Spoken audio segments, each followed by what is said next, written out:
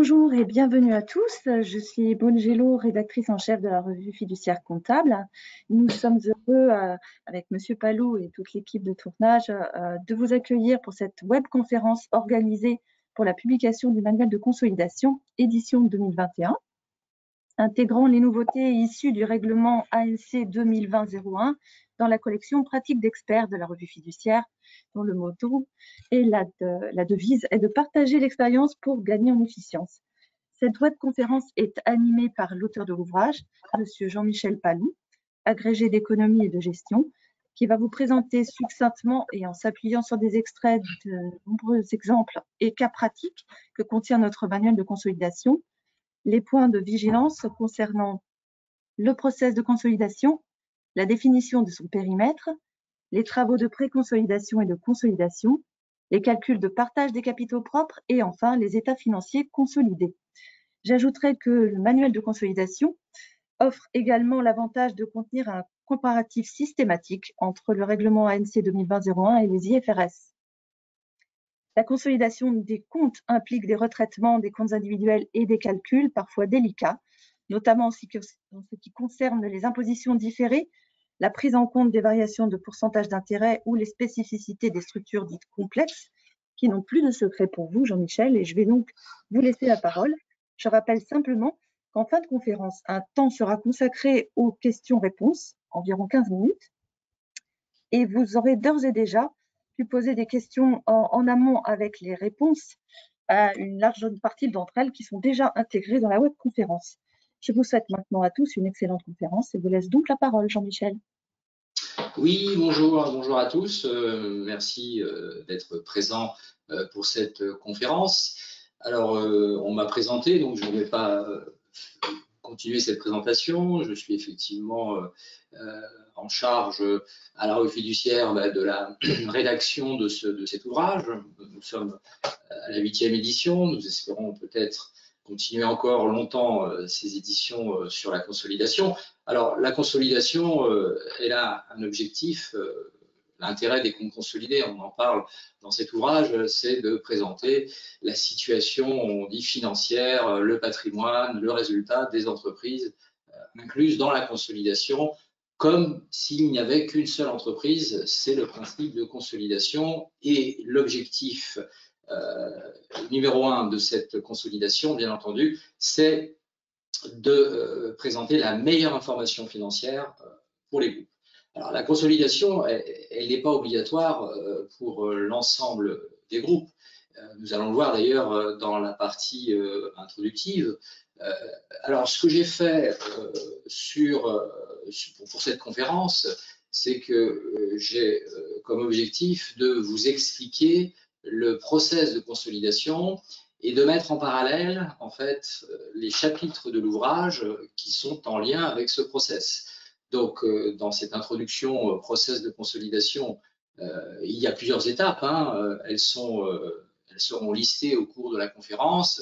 Quand je dis les étapes, le périmètre, la pré-consolidation, puis ensuite on va consolider, il y a le problème des intercos, la juste valeur à l'entrée dans le périmètre de consolidation, puis le partage des capitaux propres pour terminer, pour aboutir à la présentation des états financiers consolidés.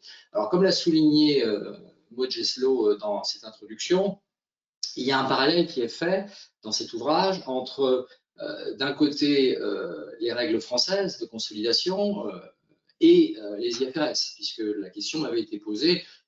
Je consulte en même temps, puisqu'il y avait eu des questions qui avaient été posées avant ma conférence, et on m'avait posé comme question, est-ce que le livre est transposable pour les consolidations en normes IFRS, à savoir une méthodologie commune et ensuite les particularités IFRS? Alors, à cette question, je peux répondre dans cette introduction que l'ouvrage présente le process et dans cette présentation, il va y avoir systématiquement un comparatif entre la position française et la position IFRS. Si, bien entendu, il y a des divergences. Donc, oui, cet ouvrage répond à cette première question. Ensuite, on m'avait posé, allez-vous traiter la conso selon les normes IFRS ou selon les normes françaises? Alors, évidemment, en 1 heure, je n'ai pas l'ambition de faire toute la consolidation. L'objectif, c'est de présenter le process et les points de vigilance sur ce process, mais je n'ai pas évidemment en une heure la possibilité de vous faire une consolidation complète. Mais oui, l'ouvrage, quand il y a une divergence, présente cette divergence. Donc vous avez la solution du règlement français, et vous avez la position du règlement français, et vous avez la position des IFRS. Quand il n'y a pas de divergence, bon, il n'y a pas effectivement de développement IFRS particulier. Donc c'est effectivement intégré et ça répond à cette question. Après, il y avait une question, je prends les questions qui m'avaient été posées en préambule avant cette conférence. Une autre question m'avait été posée, est-ce que la conférence est conseillée pour les débutants qui n'ont jamais fait de consolidation? Oui, tout à fait, puisque la conférence, comme je viens de le préciser, n'a pas pour objectif de rentrer dans le détail, dans la technique. Parce qu'effectivement, pour maîtriser ce process, il faut maîtriser une méthodologie. Et donc, il faut pouvoir l'acquérir, cette méthodologie. Et je noirais tout le monde, enfin, je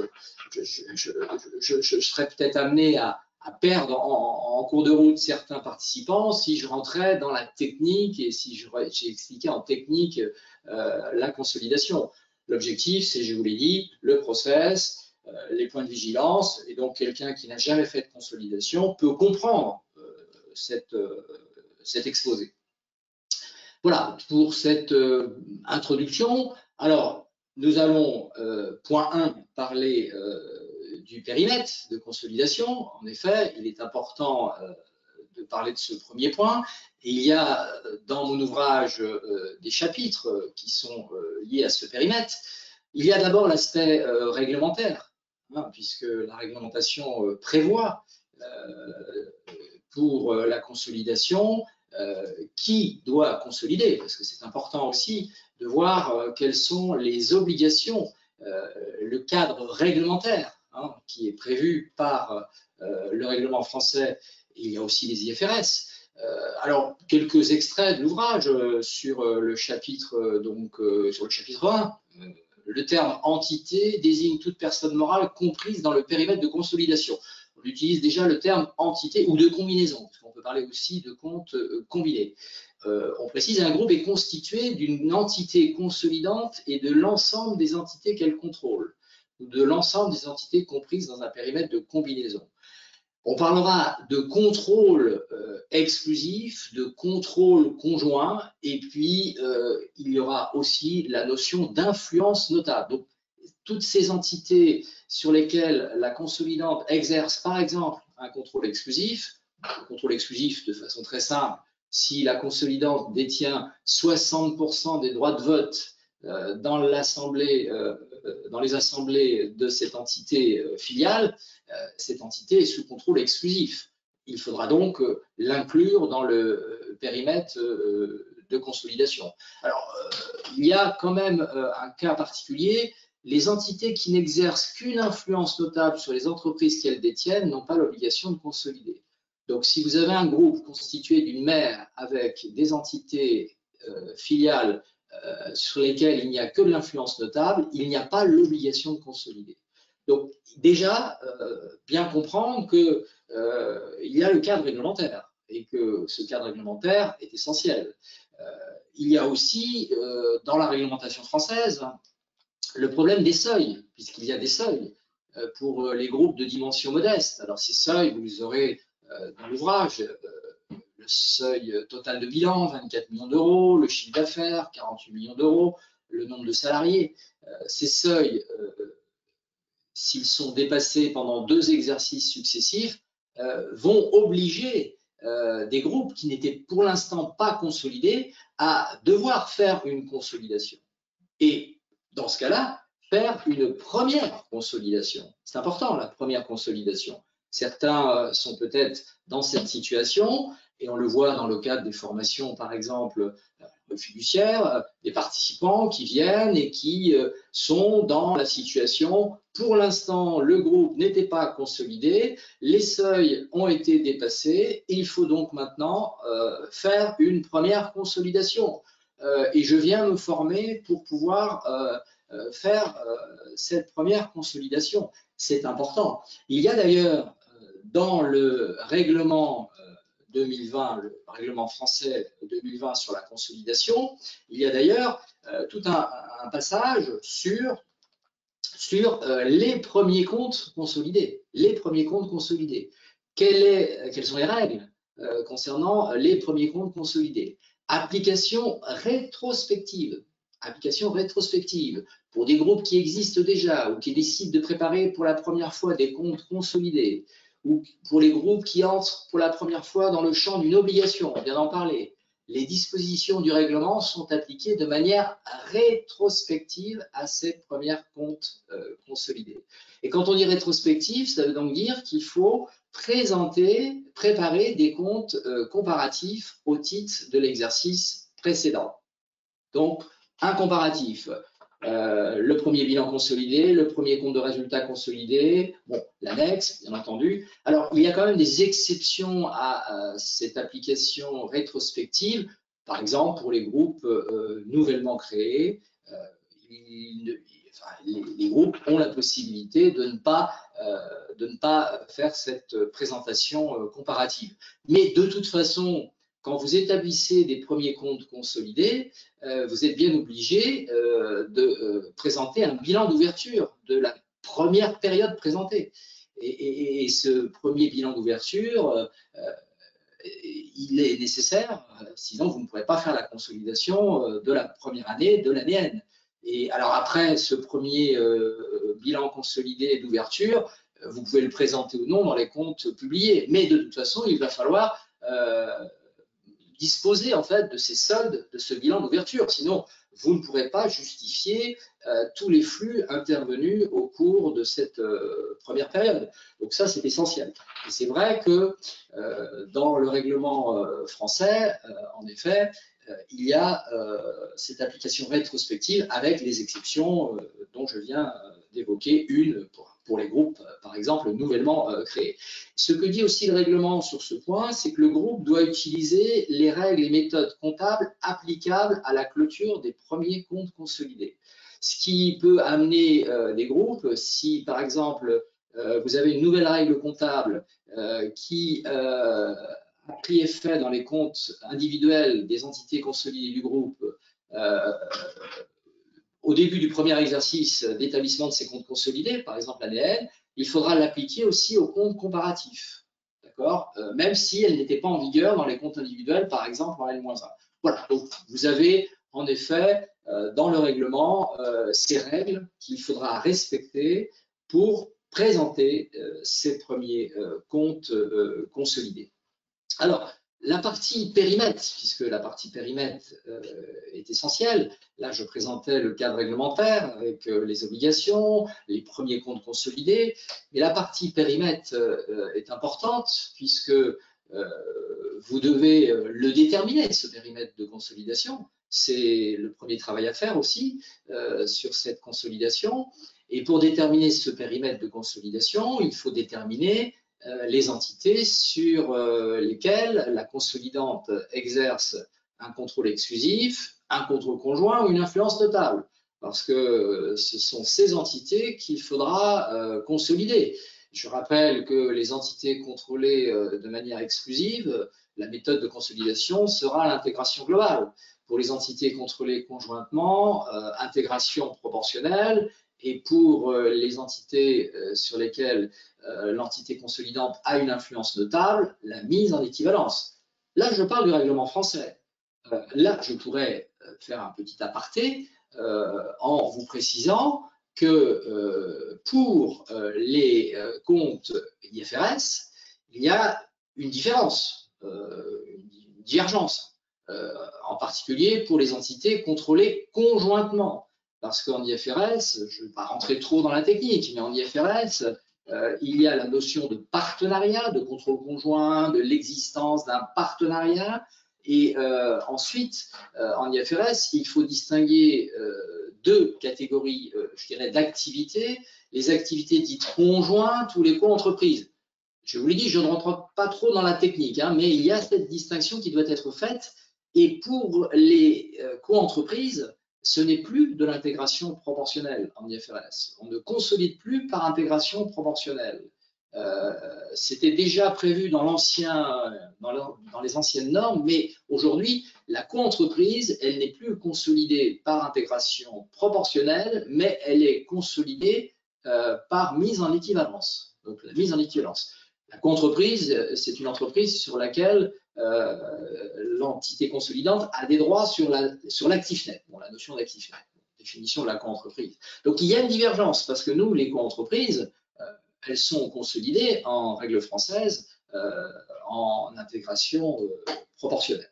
Donc, déterminer ce périmètre de façon à déterminer les entités à consolider et les méthodes de consolidation, bien entendu. Et pour déterminer ce périmètre, il faut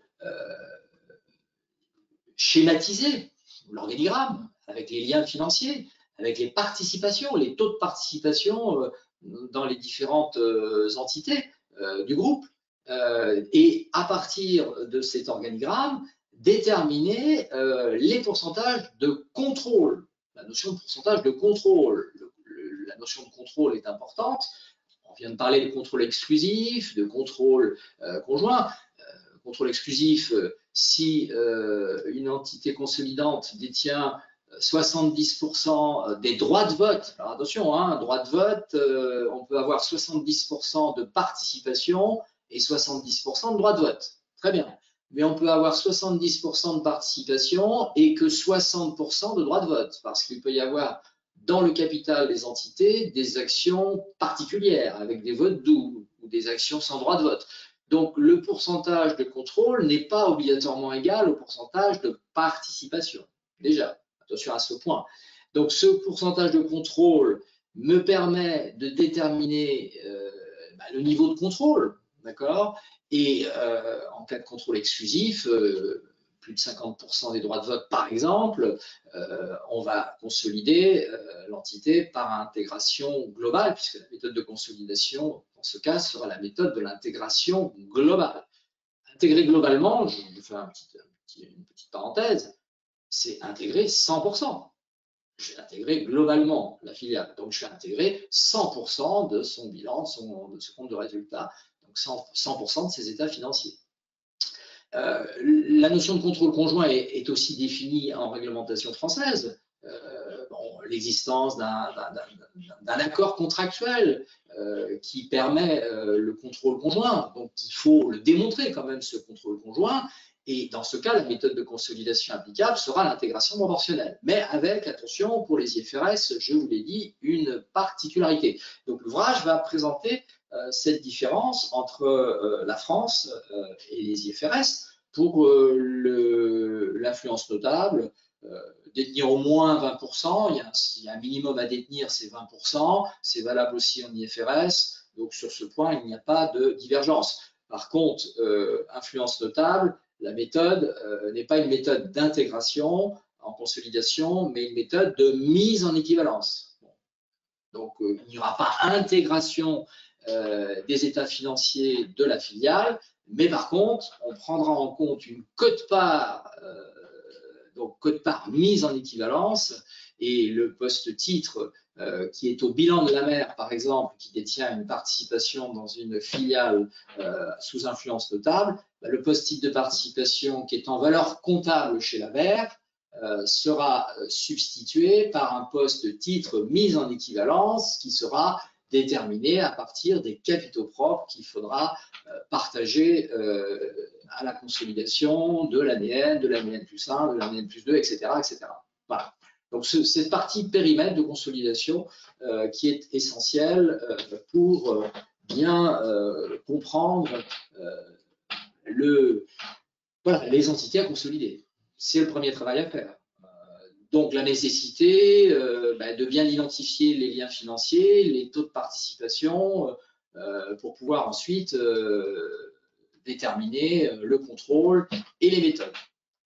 Voilà, pour cette partie, toujours sur la partie périmètre, le travail qu'il faudra aussi réaliser, et dans les logiciels, dans les logiciels de consolidation, nous avons tous ces éléments, c'est-à-dire que la partie périmètre, je viens de dire pourcentage de contrôle, de façon à déterminer contrôle et méthode, contrôle ou influence et méthode, mais il y aura aussi d'autres pourcentages à déterminer. Et c'est là qu'il faut faire attention parce que, en effet, c'est l'objet du chapitre 3, hein, toujours dans cette partie périmètre, il faudra déterminer, chapitre dans lequel je présente les méthodes de consolidation et les pourcentages que je vais maintenant expliquer de façon synthétique, pourcentage d'intégration, pourcentage d'intérêt du groupe et pourcentage d'intérêt des minoritaires. Ah, donc il y a encore 3 pourcentages à calculer. Contrôle, on vient d'en parler. On l'oublie, contrôle pour les méthodes. Maintenant, les autres pourcentages. Pourcentage d'intégration. Alors, pourquoi parler de pourcentage d'intégration? On vient d'expliquer que dans le cas d'une intégration globale, quel sera le pourcentage d'intégration? 100%. D'accord? 100%. Dans le cas d'une intégration proportionnelle, si nous avons une entité qui détient, consolidante, qui détient 30% dans une filiale du groupe, et cette filiale est sous contrôle conjoint. Dans ce cas-là, l'intégration ne se fera pas à 100%, mais à 30%. Donc le pourcentage d'intégration sera donc de 30%. Et la remontée des capitaux propres à hauteur de 30% dans le bilan consolidé du groupe. Et si nous avons une mise en équivalence, ben, le pourcentage d'intégration, il n'y en a pas, c'est 0. Dans ce cas-là, je ne parle pas de pourcentage d'intégration. Dans mon ouvrage, je parle de fraction mise en équivalence. Parce qu'il va bien falloir quand même remonter les capitaux propres de cette entité mise en équivalence. Donc, cette fraction mise en équivalence, il faut aussi la déterminer, comme le pourcentage d'intégration. Alors, il y a des logiciels de consolidation il y a la colonne pourcentage d'intégration, et on voit que pour les filiales mises en équivalence, on est dans la même colonne. Mais en ce qui me concerne, je préfère distinguer pourcentage d'intégration et fraction mise en équivalence. Bon, et ce pourcentage, il est important. Si je reviens à l'entité consolidante détient 70% dans sa filiale de participation, elle a donc 70% de droits de vote, considérons que le capital n'est composé que d'actions ordinaires, et donc par conséquent, elle va devoir consolider par intégration globale. Et son pourcentage d'intégration sera donc de 100%. Seulement, elle ne détient que 70% du patrimoine de cette filiale. D'accord? Et la notion de pourcentage d'intérêt du groupe, c'est bien ce que représente, correspond, si vous voulez, ce pourcentage d'intérêt, il correspond à la fraction du patrimoine détenu par la mère, en direct ou en indirect, parce qu'il peut y avoir des liaisons aussi indirectes. Hein. Et donc, cette fraction détenue de 70% dans mon exemple appartient donc au groupe. C'est le pourcentage d'intérêt du groupe. Mais comme j'ai intégré 100% des capitaux propres de cette filiale, je vais donc avoir 70% part du groupe et donc 30% part des minoritaires. Donc, vous voyez bien qu'il est nécessaire, et le logiciel de conso va le faire, il est nécessaire de déterminer ces pourcentages d'intégration qui se décomposent entre la part d'intérêt du groupe et la part d'intérêt des minoritaires. Donc, il faut être en capacité de déterminer ces pourcentages et faire très attention parce qu'il y a des règles pour les déterminer, ces pourcentages. Il peut y avoir des liaisons directes, indirectes, il peut y avoir des liaisons réciproques, circulaires, des problèmes donc de calcul matriciel pour déterminer du point de vue pratique ces pourcentages. Tout cela nécessite une maîtrise parfaite de tous ces calculs. Évidemment, si vous faites la consolidation avec un progiciel, le progiciel normalement est en capacité de les déterminer.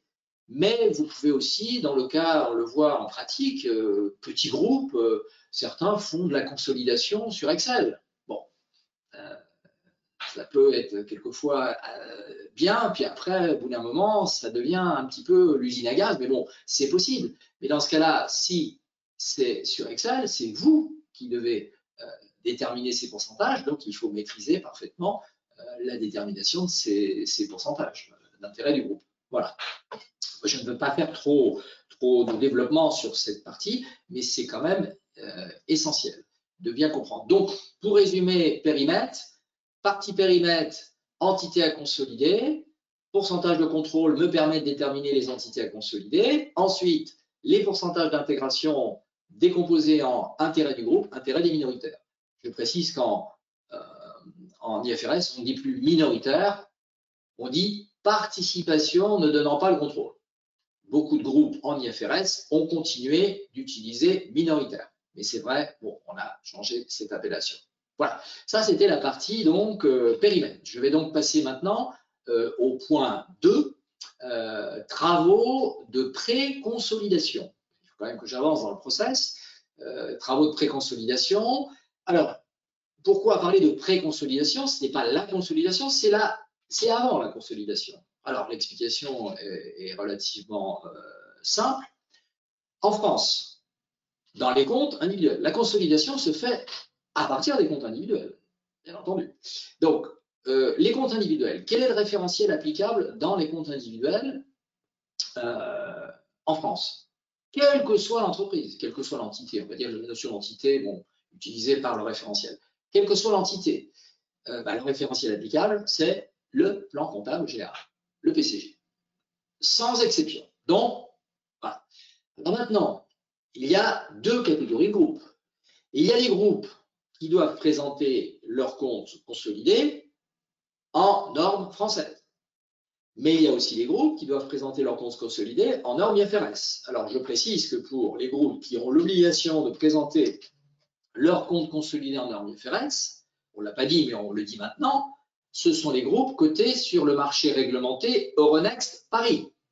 D'accord? Alors, Euronext Paris, c'est pas Euronext Growth. Il y a l'autre marché qui n'est pas réglementé. Donc, le marché réglementé Euronext Paris. Donc, ces groupes, alors, ce sont les grands groupes, bien entendu, dans l'industrie automobile, voilà, la télécommunication, etc. Les grands groupes présentent leurs comptes conso en IFRS. Et les autres groupes, cotés sur d'autres marchés ou pas cotés, c'est le référentiel français. C'est le référentiel français. Avec la possibilité pour ces groupes qui ont le référentiel français consolidé d'opter pour les IFRS. Voilà. Donc, on va avoir deux situations. Soit vous devez faire la conso en norme française, ou soit vous devez faire la conso en norme IFRS. On est plus sur des consos en norme française dans le cas de petits groupes, bien entendu. Alors, pourquoi parler de pré-consolidation? Parce que dans le PCG, il y a des règles. Il y a des règles et des méthodes. Donc, on va parler de méthodes comptables du groupe. Et il y a donc des méthodes, et ces méthodes comptables sont-elles identiques en consolidation? Alors non, non. L'objectif de la consolidation, c'est de donner une information la plus homogène possible, enfin une information homogène de l'ensemble formé par toutes les entités du groupe dans le périmètre de consolidation. D'accord? Donc, il existe dans le PCG des méthodes, et en particulier, nous avons dans le PCG, par exemple, des méthodes dites de référence, qui sont dans les comptes individuels. Alors, le règlement de l'ANC a posé un principe selon lequel les méthodes qui sont dans les comptes consolidés, les méthodes comptables qui sont dans les comptes consolidés, sont celles du PCG en vigueur pour établir les comptes individuels. Par conséquent, les méthodes de référence qui sont dans les comptes individuels, les méthodes de référence, 1, 2, 3, 4, 5, retraite, coût de développement, frais de création de site internet, frais d'établissement, droits de mutation, frais d'acquisition des immeubles. Donc, ces méthodes de référence qui sont dans les comptes individuels sont aussi des méthodes de référence dans les comptes conso. D'accord? Seulement, dans les comptes conso, on a rendu obligatoire certaines méthodes de référence qui sont dans les comptes individuels. En particulier, le traitement des frais d'établissement en charge, activation des coûts de développement, création de site internet, activation et droits de mutation horaire liés à l'acquisition, activation aussi de ces frais d'acquisition. Donc ces méthodes, ces trois méthodes ne sont pas des méthodes de référence dans la conso française, mais ce sont des méthodes obligatoires. Donc vous voyez, il y a une différence. C'est-à-dire qu'on peut prendre l'exemple des frais d'établissement. Dans le bilan, dans les comptes individuels, l'entité a choisi d'inscrire des frais d'établissement à son bilan. Elle en a la possibilité. en compte individuel PCG, même si la méthode de référence, c'est plutôt de constater dans les charges, c'est mieux, parce qu'effectivement, les frais d'établissement, ce ne sont pas des actifs, ce sont des charges. Donc, bon, les inscrire à l'actif pour les étaler, oui, mais bon, c'est une vieille règle comptable qui existe encore dans notre réglementation, parce qu'il ne faut pas oublier que nous avons une hiérarchie des sources de droit comptable et que nous avons encore au-dessus des règlements de l'ANC le Code de commerce, qui est un texte de niveau supérieur. Et par conséquent, dans ce texte, il y a des règles qui n'ont pas bougé, qui sont immuables depuis des décennies. Et par conséquent, que dit le PCG? Le PCG dit, moi je préfère, parce qu'avant on disait préférentiel d'ailleurs, maintenant on dit référence. Moi, je préfère que les frais d'établissement soient dans les charges que dans le bilan à l'actif. Mais je ne peux pas vous l'obliger. Je ne peux pas vous l'obliger parce qu'au-dessus, il y a le code de commerce. Donc je vous donne comme consigne méthode de référence. Voilà, la méthode de référence, c'est de les constater dans les charges. Oui, mais vous n'êtes pas obligé. Donc, je n'ai pas constaté dans mes charges les frais d'établissement dans mes comptes individuels. Pour la consolidation, il va falloir constater ces frais d'établissement dans les charges. Par conséquent, ce travail est nécessaire. Ce travail est nécessaire. C'est ce fameux passage du PCG à la conso française, avec des règles qui sont différentes. Et le travail est le même quand on doit faire le passage aux IFRS, parce que du PCG aux IFRS, il y a bien des divergences encore importantes, même si le PCG a évolué. Et il y a eu une convergence du PCG vers les IFRS, mais il y a encore des divergences. Donc ces divergences, il faut les gérer à ce niveau de pré-consolidation. Il faut préparer les comptes individuels pour la consolidation. Tous ces retraitements sont absolument nécessaires. Alors, dans les grands groupes, vous allez avoir beaucoup de retraitements. Et comment vont être effectués ces retraitements? La plupart du temps, on les délocalise. Chaque entité du groupe va, travail de reporting, retraiter ses comptes individuels. Un double jeu de comptes, de façon à remettre, à envoyer une liasse de consolidation à la consolidante, au service conso de la consolidante, retraité. Et ensuite, le service conso consolide. Mais pour les petits groupes, la plupart du temps, c'est celui qui est en charge de la consolidation de ce groupe qui va effectuer les retraitements. Mais il y en a beaucoup moins de retraitements dans les petits groupes. Alors ces retraitements, on peut les classer. Je les ai classés entre les méthodes que le groupe peut choisir, parce que le groupe peut choisir certaines méthodes qui sont prévues dans les comptes individuels, par exemple sur la valorisation des stocks, sur les engagements de retraite, puisque pour les engagements de retraite en compte individuel, il y a la méthode de référence qui est provision, mais elle n'est pas obligatoire. Donc on peut choisir. Voilà, on peut choisir. Par contre, il y a des méthodes qui sont obligatoires. Et dans les méthodes obligatoires règlement français, il y a, c'est nouveau, par exemple, la comptabilisation obligatoire du crédit bail à l'actif, alors qu'auparavant, c'était préférentiel, ce n'était pas obligatoire. Vous voyez, il y a des changements. Je dirais que le nouveau règlement sur la conso, il n'a pas bouleversé l'ancien règlement. Ce n'est pas une révolution. On a quelques adaptations, mais quand on regarde bien en détail, ce n'est pas vraiment très, très important. Sur ce chapitre 4, il y a effectivement des modifications, puisque le crédit bail n'était pas obligatoirement activé, méthode préférentielle, alors qu'aujourd'hui, il faut l'activer obligatoirement. Donc, il y a des méthodes qui deviennent obligatoires. On abandonne la notion de méthode préférentielle. On abandonne la notion de méthode préférentielle et on a aujourd'hui donc les méthodes de référence du PCG. Oui, mais certaines méthodes de référence du PCG sont devenues obligatoires dans la conso. Et puis, caractère obligatoire de l'activation du crédit bail. On voit quand même qu'il y a une évolution, et c'est tout à fait normal, qui va vers plus d'obligatoire. Et pourquoi, à votre avis? Pour une raison très simple. En norme IFRS, parce que nous parlons des IFRS aussi, il y a des méthodes. Et y a-t-il beaucoup d'options dans les IFRS? Non, très peu. Les contrats à long terme à l'avancement, obligatoire. Les engagements de retraite, la provision, obligatoire. Les contrats de location, activation, obligatoire. Vous voyez, donc en fait, il n'y a pas beaucoup d'options en IFRS. Il n'y a qu'une solution. Et pourquoi? Parce que cette solution est la meilleure pour apporter la bonne information aux investisseurs, aux lecteurs des états financiers. Par conséquent, c'est essentiel de bien comprendre que notre réglementation converge vers les IFRS, mais tout en tenant compte des particularités françaises, parce qu'il y a quand même des particularités aussi sur le plan fiscal, je ne vais pas trop développer, mais bon, on pourra en parler. Et par conséquent, on est amené à effectivement changer nos règles et aller vers les IFRS. Rendre obligatoire l'activation du crédit bail, c'est s'aligner sur la position IFRS. Elle n'est toujours pas obligatoire, l'activation du crédit bail dans les comptes individuels en France, alors que d'après la nouvelle définition des actifs, elle pourrait l'être. Mais bon, on a toujours des règles qui se maintiennent pour l'instant. Bon.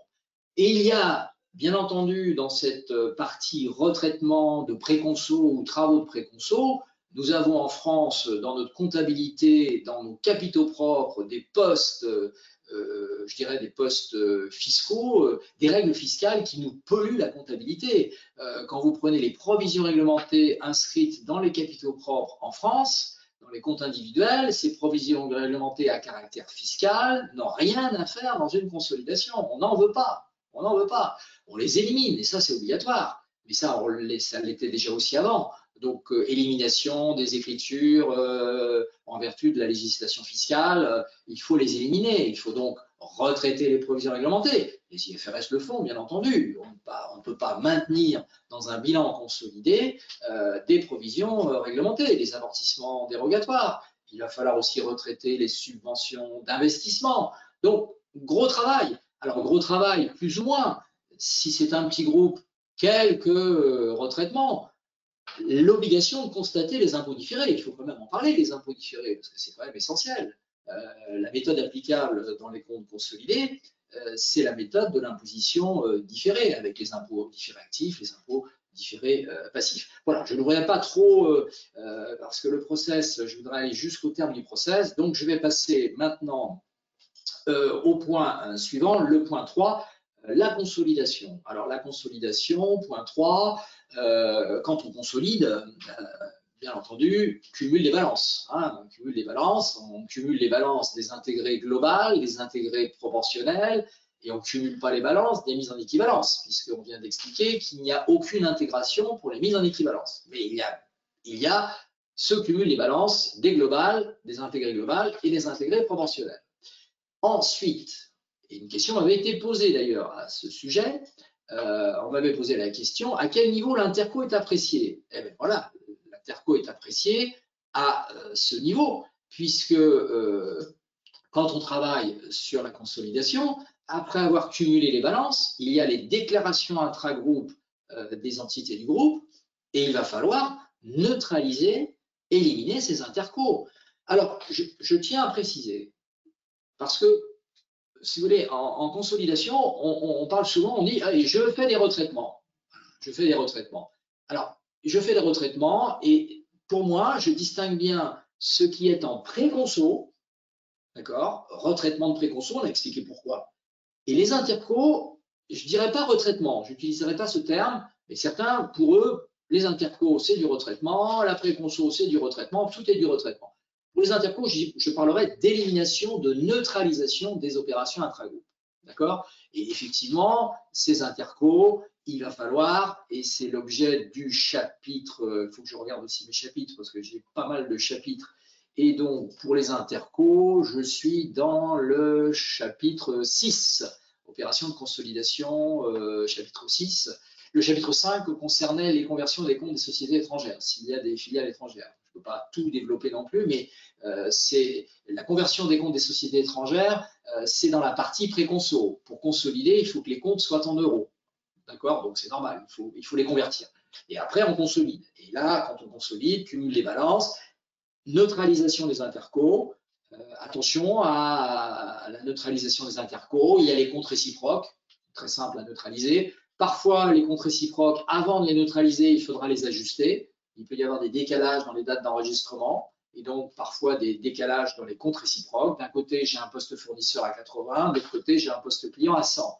Et là, ils ne sont pas identiques parce qu'il y a une opération qui n'a pas été comptabilisée, admettons, du côté de l'acheteur, alors qu'elle a été comptabilisée du côté du vendeur. Donc, il faut ajuster. Et une fois que j'ai ajusté ces comptes réciproques, je vais pouvoir procéder à leur élimination, à leur neutralisation.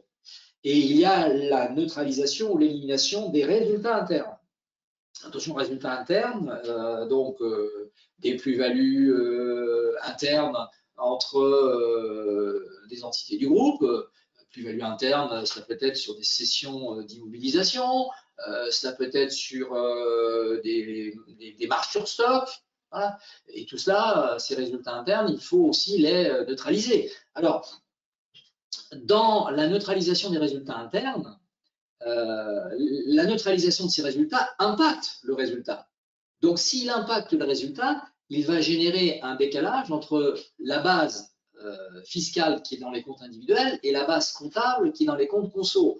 Et donc, l'impôt différé, parce que l'impôt différé obligatoire en conso va être constaté sur ces éliminations de résultats internes. Les comptes réciproques n'impactent pas le résultat. On élimine des comptes réciproques, ça n'impacte pas le résultat. Donc, il n'y a pas d'impôt différé. Mais sur les résultats internes, il y a d'impôt différé. Alors, vous voyez que l'impôt différé, déjà, on a identifié deux sources. Pré-conso, il y a de l'impôt différé, parce que ça génère des décalages, obligatoirement, entre base comptable et base fiscale dans les comptes individuels. Base fiscale, compte individuel, base comptable dans les comptes conso. Et donc, ça génère des impôts différés, les travaux de pré-conso. Les résultats internes, deuxième source d'imposition différée, cela génère des impôts différés, que ce soit actif ou que ce soit passif. Alors, juste pour, je regarde, parce que j'avais une question qui m'avait été posée sur une cession intra-groupe. Bon, c'est une question assez technique. A vend un camion à B, B immobilise le camion dans le but de faire de la location des particuliers et autres sociétés. Pouvez-vous me confirmer qu'il ne faut pas neutraliser la vente A et l'achat de B?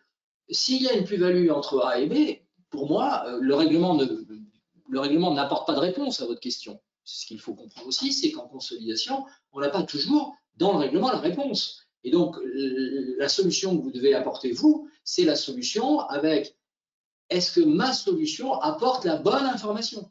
C'est ça qui est important. Est-ce que c'est la bonne information? Quels sont les impacts sur les capitaux propres? Est-ce que c'est juste? Est-ce que ça me semble juste du point de vue économique de l'information? Puisque l'approche consolidation, c'est une approche économique, c'est pas une approche juridique, c'est une approche économique. Donc il faut se poser la question, est-ce que, etc.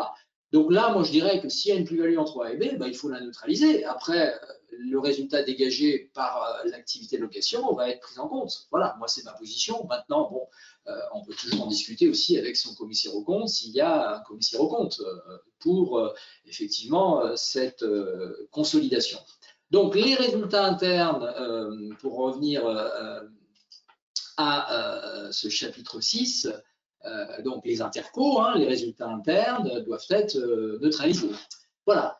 Toujours sur cette partie consolidation, il y a une étape très importante ensuite qui est la prise de contrôle à la juste valeur, la notion d'acquisition. Et c'est l'objet du chapitre 7, puisque dans le chapitre 7, effectivement, je parle d'entrer dans le périmètre de consolidation. De façon très simple, cette année, une entité consolidante SM acquiert 70% d'une filiale qui entre dans le groupe cette année. Acquisition, soit en cash, soit par des opérations de fusion, d'échange, d'apport partiel d'actifs. Bon, dans tous les cas, l'entité entre dans le périmètre cette année. Cette entité qui entre dans le périmètre cette année, il faut la comptabiliser, bien entendu, et il faut la comptabiliser puisqu'il s'agit d'une prise de contrôle à sa juste valeur. Par conséquent, si, admettons, dans son actif, il y a un terrain inscrit pour 100 en valeur comptable, alors que ce terrain en vaut 300, quand vous allez la consolider, vous allez consolider non pas 100, vous allez consolider 300. Donc, vous allez dégager obligatoirement un écart d'évaluation. Seulement, on le sait, quand on acquiert des filiales performantes, sur l'acquisition de ces filiales performantes, on paye un surprix, un surcoût. Et ce surprix ou ce surcoût, on l'appelle l'écart d'acquisition positif. Et en IFRS, on parlera de goodwill. Voilà, donc ces acquisitions à la juste valeur doivent être comptabilisées. Il y a tout un travail, c'est un gros chapitre, le chapitre 7, sur cette entrée dans le périmètre à la juste valeur. Méthode de l'acquisition, en IFRS, on dit la méthode de l'acquisition. Et là, il faudra faire attention parce que l'ouvrage le prévoit, bien entendu, les divergences possibles entre le règlement français et les IFRS. Parce que, par exemple, quelques divergences comme ça à citer, le coût d'acquisition des titres en France, c'est le prix plus les frais nets de l'économie d'impôt, les frais d'acquisition des titres nets de l'économie d'impôt. En IFRS, le coût d'acquisition des titres, c'est le prix. On ne rajoute pas les frais. Donc, vous voyez, il y a des divergences. En France, on ne constatera peut-être pas d'impôt différé sur les marques, alors qu'en IFRS, on va constater de l'impôt différé sur les écarts d'évaluation liés aux marques. Donc, il va y avoir des divergences. En IFRS, on fait du goodwill complet, alors qu'en France, on ne fait que de l'écart d'acquisition par de l'acquéreur. Donc, encore des divergences. Voilà, tout ça doit être bien maîtrisé pour pouvoir donc aller jusqu'au terme de cette consolidation. Et à ce thème, parce qu'il y a d'autres chapitres, hein, mais c'est évidemment relativement long. Alors le chapitre 8, lui, regroupement d'entreprises sous contrôle commun, donc possibilité de ne pas constater d'écart d'acquisition. Donc c'est un cas très particulier, c'est pas le plus important. Le chapitre 7, essentiel dans le cadre d'une consolidation, prise de contrôle à la juste valeur. Après, toujours sur cette consolidation, il y a un chapitre 9 qui nous explique comment alors, chapitre 9, j'y reviendrai après, oui, chapitre 9, parce qu'il y a beaucoup de chapitres. Donc, j'étais sur le chapitre 8. Donc, le 8, c'était regroupement d'entreprise, méthode dérogatoire, bon, c'est pas l'essentiel. Le 7, très, très important. Et avec ce chapitre 7, il y a aussi le problème des variations de pourcentage. Je m'explique de façon très courte. Une entité consolidante détenait 70% de sa filiale, elle acquiert 10% de plus. Donc, elle passe de 70 à 80. Comment on traite les 10% de plus? Ou inversement, elle cède. Comment on traite les 20% de moins, les 30%, ou elle cède la totalité? Tout cela est lié, bien entendu, à ce thème. Elle est entrée dans le périmètre, on augmente son pourcentage, ou on diminue son pourcentage, ou elle sort du périmètre. Et il faut savoir gérer ces entrées, sorties du périmètre. Quand on a un groupe qui est relativement stable, la consolidation n'est pas très compliquée. Mais par contre, elle peut le devenir, effectivement, si le groupe est plus important, avec des entrées-sorties du périmètre de consolidation. Ça, c'est toute la partie consolidation. Le point 4, je vais essayer d'accélérer un peu parce que c'est vrai que je suis un peu bavard. Le point 4, le partage des capitaux propres. Je dirais que ce point 4, du point de vue technique, ce n'est pas très compliqué. Si j'utilise un logiciel de consolidation, je dirais je n'ai rien à faire, c'est lui qui va faire le travail à ma place. Et par contre, si je n'utilise pas le logiciel de consolidation, si je fais, admettons, ma conso sur Excel, c'est à moi de faire le partage. Et donc là, il y a deux techniques, la technique par palier ou la technique directe. Et dans le cas de petits groupes, je conseille la technique directe, qui est beaucoup plus simple et qui permet de consolider et de faire remonter directement toutes mes filiales au niveau de la mère sans faire des paliers. Parce que les paliers, c'est bien dans les grands groupes. Et oui, vous avez un groupe avec 100 filiales, vous allez constituer des sous-groupes et il va y avoir des consolidations au niveau des sous-groupes. Donc, il va y avoir des paliers qui vont ensuite remonter au niveau de la consolidante, de la mère, du groupe.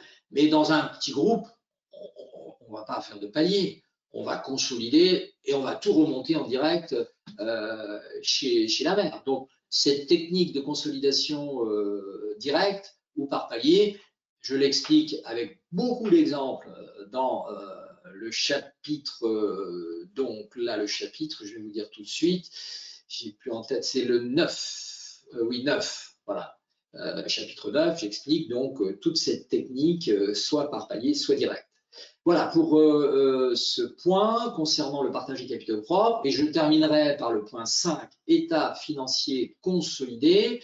Alors, les états financiers consolidés, il y a les états financiers français, normes françaises, quand on les regarde, ces états financiers de normes françaises, ils sont très proches des états financiers individuels, avec quelques adaptations, parce qu'il y a des postes qui n'existent pas dans les comptes individuels. Par exemple, l'écart d'acquisition n'est pas dans les comptes individuels. Par exemple, les capitaux propres par du groupe, par des minoritaires n'existent pas dans les comptes individuels. Donc, on a des états financiers très proches de la présentation des comptes individuels, mais avec des adaptations pour la consolidation. Alors qu'en IFRS, on a des états financiers qui sont vraiment différents de ceux présentés chez nous en normes françaises. Sachant que les états financiers consolidés IFRS, pour l'instant, il n'y a pas je dirais de normes de présentation, c'est-à-dire de modèles de présentation dans la norme IFRS. On liste dans le bilan, il doit y avoir tel poste, mais on n'a pas vraiment. Donc, on peut avoir, quand on compare des groupes IFRS, vous verrez qu'on peut avoir des divergences dans la présentation, surtout au niveau du compte de résultat. Pas au niveau du bilan, mais au niveau du compte de résultat. Donc, élaborer les états financiers consolidés, et il n'y a pas que le bilan et le compte de résultat, il y a aussi le tableau de flux de trésorerie, le tableau de variation des capitaux propres. Et donc, savoir construire un tableau de flux de trésorerie, c'est pas évident. Un tableau de variation des capitaux propres non plus.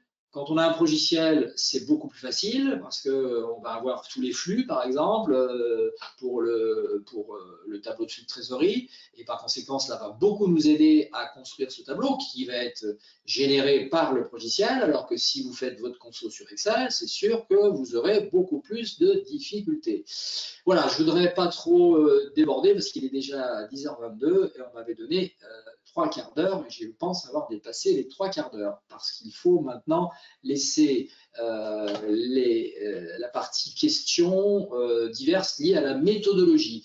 Voilà, je vais m'arrêter là. Je vais simplement regarder si j'ai répondu à toutes les questions qui m'avaient été posées. Modalité d'activation des contrats de crédit bail, j'en ai parlé dans la partie retraitement, c'est obligatoire aujourd'hui d'activer le crédit bail, donc avec un poste au bilan à l'actif et de l'autre côté un emprunt, une dette financière. L'organisation informatique, la tenue comptable des sociétés. L'organisation informatique, j'en ai parlé un peu avec, j'utilise un progiciel de conso ou je travaille sans progiciel. Là, tout va dépendre de la taille du groupe et de vos compétences en consolidation. Si vous n'êtes pas très pointu sur la consolidation, on va peut-être vous conseiller dans ce cas-là de prendre un progiciel. Voilà, donc pour cet exposé, évidemment, on pourrait y rester beaucoup plus longtemps, mais il nous faut aussi répondre à des questions. Alors, j'attends éventuellement les questions qui apparaîtront peut-être dans le chat. Je vais vous les énoncer, Monsieur Palou. Donc, on a une première question. Si dans les comptes individuels, il n'y a pas de comptabilisation des indemnités de fin de carrière, peut-on les comptabiliser dans les comptes consolidés? Alors il faut les comptabiliser. Enfin, peut-on? Oui, on peut les comptabiliser dans les comptes consolidés. Oui, bien sûr, oui. C'est peut-être mieux d'ailleurs de les comptabiliser dans les comptes consolidés pour apporter une meilleure information. C'est quand même préférable, oui. Il n'y a pas de problème. Très bien. Deuxième question. Le nouveau référentiel français sur les comptes consolidés ne constitue-t-il pas une régression en s'éloignant des IFRS? Et quelles raisons sont à l'origine de cette marche en arrière? Alors là, je ne suis pas tout à fait d'accord avec la notion de marche en arrière. Parce que j'aimerais bien que la personne qui pose la question me précise pourquoi il y a une marche en arrière. Parce que je viens d'expliquer que dans la partie… Alors, je viens de dire que sur ce référentiel, ce nouveau référentiel, il n'y a pas une révolution. On regarde bien l'ancien règlement, le nouveau règlement.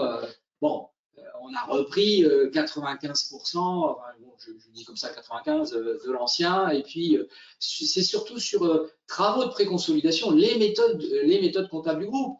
Et là, moi, je ne suis pas tout à fait d'accord, parce que pourquoi on parle de régression? Non, parce que par exemple, je l'ai dit, activer obligatoirement le crédit bail, ça n'existait pas dans l'ancien règlement. Or, l'activation obligatoire, c'est s'aligner sur les IFRS. Donc, me dire qu'il y a une régression, je dirais non. Alors, on pouvait peut-être s'attendre, mais ça, à chaque fois, on se pose la question, que dans le nouveau référentiel, mettons sur la partie prise de contrôle à la juste valeur, entrée dans le périmètre de consolidation, certaines règles applicables en IFRS auraient pu être adoptées en règle française. Par exemple, la notion de goodwill complet, pourquoi pas, on aurait pu l'adopter effectivement en règle française. On aurait pu avoir une nouveauté sur cette partie. Or, on ne l'a pas eu. Moi, je me disais, pourquoi pas? Pourquoi ne pas l'intégrer dans le nouveau référentiel? Et là, effectivement, ce n'est pas de la régression, parce qu'on a maintenu l'ancienne solution, c'est la même. On n'a que la part de l'acquéreur, on n'a pas la part des minoritaires, mais on aurait pu. Bon, et là, on serait allé encore plus vers les IFRS. Il ne faut pas oublier que l'ANC dit, ben, nous avons nos particularités, nous, en France, et on ne veut pas obligatoirement s'aligner à 300% sur les IFRS. Mais pour moi, je ne dirais pas qu'il y a régression. Pour moi, il y a eu une petite convergence sur certains points vers les IFRS. L'activation des frais d'établissement, par exemple, obligatoire. Des frais de développement, ça, ce sont les IFRS. Voilà. Très bien. Autre question, quels sont les apports de l'outil informatique, notamment des logiciels, dans le traitement de la consolidation? Les apports de l'outil informatique. Alors, si on reprend le process, pour répondre de façon très pragmatique sur le process, au niveau du périmètre, un outil informatique va quand même pas mal vous aider sur, quelquefois même l'organigramme, bon, pas encore que ça, bon, sur les pourcentages à déterminer, de contrôle, d'intérêt. Donc, c'est un outil qui va quand même bien vous aider. Sur les travaux de préconso, ça va dépendre un peu des outils. J'en ai moi travaillé avec un particulièrement, bon, sur lequel j'avais aussi un petit peu collaboré à l'origine de cet outil. Mais travaux de préconsolidation, par contre, il faut bien comprendre que le logiciel ne peut pas faire le boulot à votre place. Voilà, vous avez effectivement, alors on peut préparer, paramétrer des fiches de retraitement, mais après, il va falloir si vous ne maîtrisez pas du tout cette méthodologie de préconsolidation, vous avez beau avoir les fiches de retraitement, vous n'allez pas y arriver avec le logiciel. Il va vous aider, mais il ne va pas faire le boulot à votre place. Donc là, il faut absolument maîtriser la méthodologie. Après, sur la consolidation, les intercos, ça peut vous aider, parce que là, il va pouvoir éliminer des réciprocités, par exemple. Sur la juste valeur à l'entrée dans le périmètre, s'il y a des cas très particuliers, il ne va pas trop vous aider. Donc là, il va falloir prendre la main. Voilà, je suis en train de vous expliquer. Voilà. Sur les partages de capitaux propres, parfait. Alors là, il va faire le boulot à votre place. Donc là, ça va être parfait. Et les états financiers consolidés aussi. Donc, quand même, il vous aide. Hein. Périmètre, pas beaucoup sur les travaux de préconso. Sur la partie conso, les intercos. La juste valeur, pas trop, mais la juste valeur, vous n'allez pas avoir 50 acquisitions dans l'année quand vous faites des consolidations sur des groupes de taille moyenne ou des petits groupes. Le partage des capitaux propres, c'est bien, et les états financiers consolidés, en particulier les tableaux de flux de trésorerie. Quand il faut faire le tableau de flux de trésorerie sur Excel, il n'est pas toujours bon, mon tableau de flux de trésorerie. Hein. J'en ai contrôlé, les tableaux de flux de trésorerie sur les Excel, conso Excel, c'était pas tout à fait correct. Donc, vous voyez, bon, donc là, je pense que l'outil peut vous être utile. Après, il y a un coût. Il y a un coût, combien d'entités à consolider? Si vous en avez 3, ce qu'il faut un outil, c'est pas vraiment nécessaire. Si vous en avez 10, bon, peut-être que oui. Voilà. Ok. Autre question, donc entre l'impôt différé et l'intégration fiscale, comment traiter la problématique dans la consolidation? Alors, l'intégration fiscale, il y a des règles, elle a des impacts, l'intégration fiscale, au niveau en particulier des intercos. D'accord? Parce que là, effectivement, au niveau des intercos, bon, l'intégration fiscale, c'est un régime, c'est une usine à gaz. Hein. Il y a un ouvrage de référence à la revue fiduciaire, vous avez vu le nombre de pages? C'est impressionnant. Hein. Donc là, 1000 pages dans l'ouvrage. C'est hyper impressionnant. Il y avait un très grand spécialiste de cette intégration fiscale, vraiment super spécialiste. Donc, au niveau des intercos, ça va avoir des incidences. Parce que je viens d'expliquer que dans les intercos, on va éliminer des plus-values, par exemple. Mais qui dit élimination de plus-value dit impact sur le résultat. Et qui dit impact sur le résultat dit base fiscale, base comptable, impôt différé. Oui, mais comme en intégration fiscale, il y a parfois la neutralisation d'impôts sur des opérations interco, dans ce cas-là, il n'y a pas d'impôt différé. Donc, vous voyez, ça va intervenir déjà à ce niveau-là. Donc, il va falloir faire attention, effectivement, de bien regarder s'il y a l'intégration fiscale. Ah oui, mais oui, effectivement, comme il y a l'intégration fiscale, il n'y aura pas d'impôt. Donc, comme il n'y aura pas d'impôt, je ne vais pas constater du différé de l'impôt différé, puisqu'il ne va pas y en avoir. Donc, voilà, à ce niveau-là, par exemple. Très bien. Et une dernière question, les contrats de location financière avec option d'achat doivent-ils être obligatoirement activés en consolidation? Oui, parce que alors quand un contrat de location financière, alors en plus on utilise ce terme location financière, location financement, un contrat de crédit bail, c'est un contrat de location financement avec option d'achat. Donc il est obligatoirement activé en norme française. La nouveauté justement, c'est qu'il est obligatoirement activé comme en IFRS. En IFRS, maintenant on parle de contrat de location. Tous les contrats sont activés. Avant, on faisait la distinction entre les contrats de location simple et le contrat de location financement. Maintenant, il n'y a plus cette distinction, donc les IFRS ont élargi le champ, c'était voulu par les analystes financiers, plus d'intégration de ces contrats de location dans les comptes conso parce que cela ne reflète pas l'endettement du groupe. Donc il me faut plus d'activation. Donc on a élargi. Nous en France, on est encore au crédit bail, le contrat de location financement avec option d'achat. Voilà, on a rendu obligatoire, c'est quand même une nouveauté. C'est pas une révolution, c'était avant préférentiel, on le faisait. Parce que quand c'était préférentiel, ne pas activer le contrat de crédit bail avec option d'achat, ne pas l'activer, c'était anti-consolidation, anti-économique. Ça n'a aucun sens de faire une conso si vous n'activez pas les contrats de crédit bail. Vous ne reflétez pas au bilan du groupe l'endettement du groupe. Donc ça n'a pas de sens. Donc on le faisait. Sauf que maintenant, voilà, on a dit c'est plus préférentiel, c'est obligatoire. Voilà, une convergence vers les IFRS. Et peut-être qu'un jour, on dira, dans les contrats, il va falloir prendre aussi en compte d'autres contrats pour les activer comme en IFRS. Donc, on ira peut-être encore plus vers les IFRS. Mais on a encore gardé certaines particularités. Voilà, on est en France, on a une histoire de la comptabilité. On a une comptabilité, nous, en France. On n'est pas comme certains pays qui n'avaient rien et qui ont adopté les IFRS brutalement pour l'établissement de leurs comptes, individuels ou consolidés. Nous, en France, on a historiquement, on a une autorité comptable, on a, etc. Bon, vous connaissez tout cela, il n'y a pas de problème. Voilà. Très bien. Merci, Monsieur Palou, pour cette présentation. Je vais juste rappeler à nos participants que l'ouvrage est disponible, donc votre ouvrage, sur notre boutique en ligne, donc boutique.grouperf.com, et à partir du 23 septembre, dans toutes les bonnes librairies de France et de Navarre. Sur la partie formation, nous vous proposons également 2 formations. Le passage des comptes sociaux PCG vers les comptes IFRS, 3 jours de présentiel à Paris du 18 au 20 octobre, ou une formation sur mesure pour votre entreprise, donc aux dates et lieux à votre convenance. Pour cela, je vous invite à vous connecter sur le site RF Formation pour en savoir plus sur l'ensemble de nos formations. Et tout à l'heure, on parlait de logiciels. Donc, pour ceux qui produisent déjà des comptes consolidés, sachez que l'on peut vous proposer une solution logicielle d'automatisation du processus de consolidation, phase consolidation, en partenariat avec Invoc.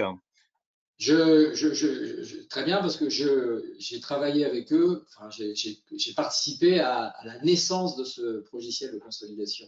On avait fait un travail collaboratif avec les informaticiens, et ils ont justement une approche, par exemple, dans les retraitements de préconso, qui est une approche qui s'est un petit peu inspirée de mon ouvrage. Voilà. Et on avait travaillé ensemble, on avait fait des conférences. C'est un logiciel, bon, il y en a d'autres, hein, mais c'est un logiciel que moi j'ai utilisé et que je trouve très bien. Il y a une excellente traçabilité au niveau de l'information. C'est très important pour un CAC de vérifier quand il vérifie la conso. Parfois, c'est très opaque.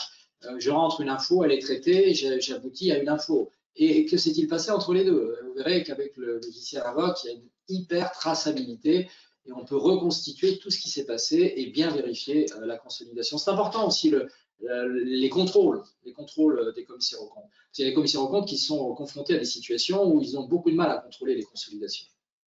Voilà, donc c'est un excellent produit. Mais il y en a d'autres, mais celui-ci, moi je le connais. Voilà. Très bien, merci pour la promotion. Non, mais voilà, je voulais pas le dire parce que phase consolidation, je le connais, hein, je connais voilà. Je voulais pas en parler parce que je savais pas. Bon, voilà, comme vous en parlez, je rebondis parce que je le connais très bien. Voilà. Très bien. Voilà. Et enfin, pour ceux qui ont besoin d'approfondir des sujets, sachez que la revue fiduciaire édite plus de 70 titres, donc tous disponibles en version numérique sur notre site dédié RF Édition. Voilà. Je vous remercie tous de votre participation. Je vous souhaite une bonne journée et à bientôt pour une prochaine webconférence. Merci à tous de votre écoute. Merci bien.